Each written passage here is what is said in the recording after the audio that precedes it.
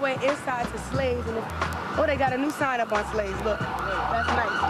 And this is like right in the heart of Broadway where New Edition started. So we're gonna talk to some of their fans today, and we're gonna talk to New Edition. So y'all just stay with us, right?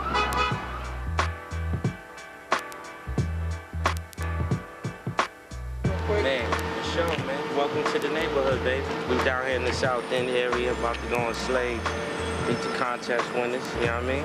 Back in the hometown, yo. Yeah, nice hot sunny day. Boston is beautiful in the summertime. Big T, we gonna go eat, baby. Come on in. Big take, blow bread, baby. Yo, just stay with me, kid. I keep you up to date, keep you real heavy and fly, all right? Come on. I want to welcome y'all and thank y'all for coming to Slade's Bar and Grill on behalf of Radio 1 in Boston. And I want to welcome New Edition.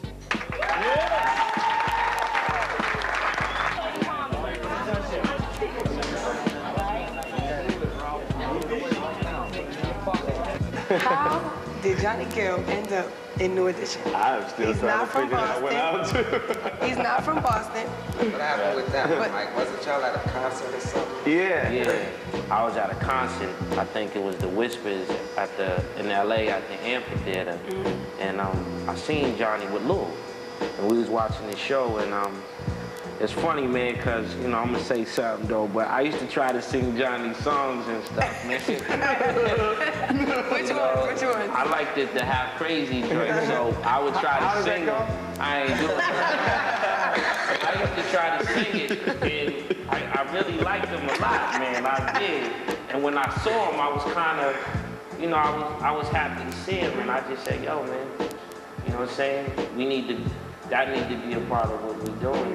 Now, how did you feel being approached by a group like New Edition to become the 5th member, knowing that Bobby had just left, knowing their legacy and just everybody loved them? How did that feel? Because you were already on your solo grind doing your thing. I remember going to Minneapolis, and we were all sitting down at the table, and Jimmy Jam and Terry Lewis, because they started, I think, with Jimmy and Terry. When they came back, the only thing Jimmy and Terry knew was like, hey, here's a new guy in the group. Let me tell you something on the other side why he pulled us aside, because there was a lot of tension going on. They couldn't understand where this tension was coming from. It was in the studios like, man, what's going on? Yo, y'all brothers all right, everything cool. The thing about it, all this stuff that Mike and him was telling you about, I didn't even know about. I'm here up in Boston working on a solo project. Okay. Johnny's being put in the group. I'm like, yo, ain't nobody putting nobody in the group. Till Bobby get down. What y'all talking about? Wait.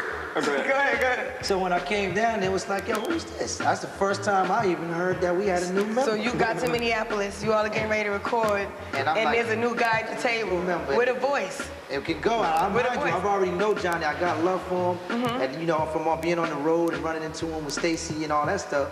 So I knew what he was capable. I knew of him, but it was just New Edition was a Boston group. It was a Boston thing, and if B wasn't down, it wasn't going down. I wasn't feeling that. But as we went through the whole thing, we sat down and we started talking. I saw what everybody was doing, and then I saw the element as far as New Edition where we was trying to go with the next album. Jimmy and Terry didn't let him touch a mic until like 3 or 4 joints was done, because they were really into Ralph. It was about Ralph, which is what it was supposed to be. And when he got on the mic, I think the first record he got on was his own record. Boys the Men. And I said to myself and to Mike, I said, this is some political, excuse my expression, bullshit. That's what I said. I was listening to the song going, hey, man, what? And, you know, I was like, okay, this is what I got to work with? Okay, here you go. And then when Ralph and Johnny realized that Ralph is the man, Johnny, you're a piece, Rick is a piece, then we went to the hottest joint. By the time we left Minneapolis, me and JG was We was building like, man, we the vocalists. In the beginning when y'all started, there was a lot of talk, a lot of press about the bad business that y'all went through.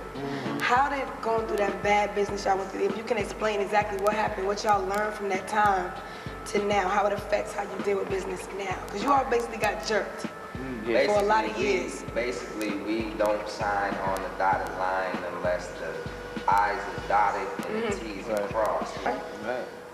I wasn't going to do it. Why? Because I was in the 9th grade, and I've been playing ball, and my thing was, freshmen had to play freshman ball, but sophomores play varsity. So I done been putting in all this work since I was 6. And I'm thinking like, man, I'm not Ralph and Ricky. And I can't, you know what I'm saying? And I remember my mom took me in the back room and she looked at me and she said, well, you could look at it like this, you know? You could go play ball or you could give mommy this money. And I said, all right, but, you know, I'd rather go play ball and make you some money. She said, okay, but you could sign that paper with the rest of them and give mommy the money tonight.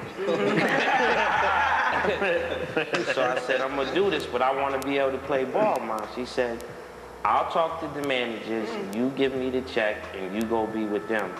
And I went and signed the paper, and I'm going to say this so you could go. And if you look at New Edition from the first video to now, everything we did always kept basketball in it. So our first contract, I believe we might have received a VCR with the little wire remote that had a wire to it. First and we VCR. Maybe $1,000. I'm talking about from the whole Candy Girl album. From the whole Candy Girl album. I'm talking about we don't know how many records it's sold to this day. Millions. Number 1 in 5 countries. Now you all, I had a G. You had a G? You had more than that? Yeah, he got a little bit more. He got a G. Look at LeBron, he's like, oh. They gave me a G. Hold up, son. They gave me a G and he was singing on the record. VCR. But the thing about the VCRs, they tried to take them back. Yeah, they said did. the VCR wasn't supposed to make it to the crib. It was a Christmas bonus present. Is that right? They said they called the truck to tell them to not, you know, because we was just leaving them. They said, nah, don't send them VCRs. But the truck had already left, so that's the only reason we got that off. But then that way they got paid, what, $2,000 for the whole joint. I mean, back in the day in Boston, if we had $1 in our pocket, we felt like we was rich. You know, we was going to the store, going to get the full brown paper bag with the penny candy, a slice of pizza, some chips, and everything. It was a lot more than what we had, you know. We took that money and bought mopeds, and we was living large. We never really thought about all of the money we were generating because we were still young.